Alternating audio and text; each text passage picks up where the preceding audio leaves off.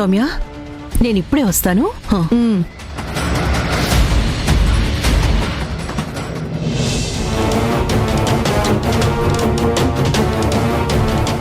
Hello, excuse me. చెప్పండి madam. మీరు ఇక్కడి నుంచి వెళ్ళిపోండి. నేను వెళ్ళడం ఏంటి మేడం? ఇక్కడ మహిషాసురుడి వేషం నేనే వేయాలి. నాకు తెలుసు, కానీ నువ్వు వెళ్ళిపో. ఆ వేషం నేను వేయాలనుకుంటున్నాను. అదేంటి మేడం, ఎవరైనా దేవత వేషం వేయాలనుకుంటారు, మీరు రాక్షసుడు వేషం వేయాలనుకుంటున్నారేంటి? నేను ఒరిజినల్ గానే రాక్షసిని, వేషం వేయాల్సిన అవసరం లేదు. నువ్వు ముందు వెళ్తావా లేదా? సరే మేడం, మీ ఇష్టం. మీకు అంత కోరికుంటే వేసుకోండి. మీరు నాకు డబ్బులు ఇచ్చారు, ఈ వేషం ఇంకెవరేస్తే ఏంటి, ఎవరు గుర్తుపడతారులేండి. కానివ్వండి మేడం.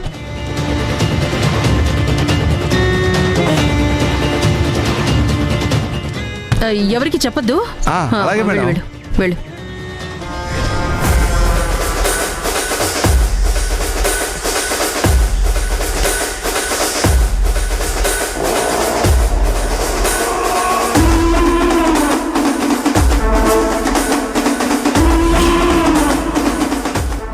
జనని, కోటికి కోళ్లు చాపిన పెద్దావిడ నా కొడుకుని పడేసి పెద్ద నరసింహస్వామిలా పూజిస్తుందా? నీ ప్రాణాలు తీయటానికి చాలా ఎత్తులు వేశాను, కానీ ఇంత ఈజీగా నిన్ను చంపే అవకాశం దక్కుతుందని అనుకోలేదు. పురాణాల్లో ఎక్కడైనా శక్తి దుర్మార్గాన్ని జయిస్తుంది, కానీ ఇప్పుడు ఈ శక్తి అమ్మవారిని జయించబోతోంది. నా చేతిలో నీ పీక తెగక తప్పదు.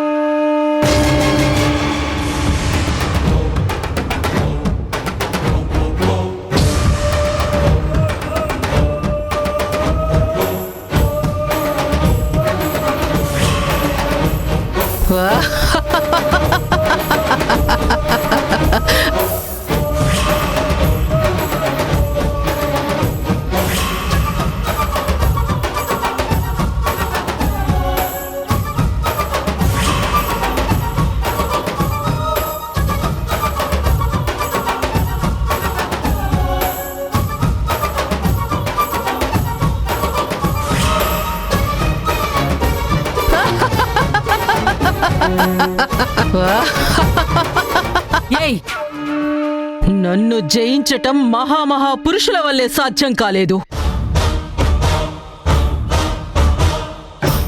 నేను బ్రహ్మ దగ్గర వరం పొంది ఉన్నాను. ఆ సంగతి నీకు తెలుసా? అబల, అసక్తురాలు స్త్రీ నన్నేం చేయగలదు అని ఆడవాళ్లని వదిలేసి నాకెవరి చేతుల్లోనూ మరణం లేనట్టుగా బ్రహ్మ దగ్గర వరం పొంది ఉన్నాను. నన్ను సంహరించటానికి నువ్వు వచ్చావా? నీ వల్ల ఏ పనేనా? నువ్వు నా చేతుల్లో హతం కాకుండా వచ్చిన దారిలో వెళ్ళిపో.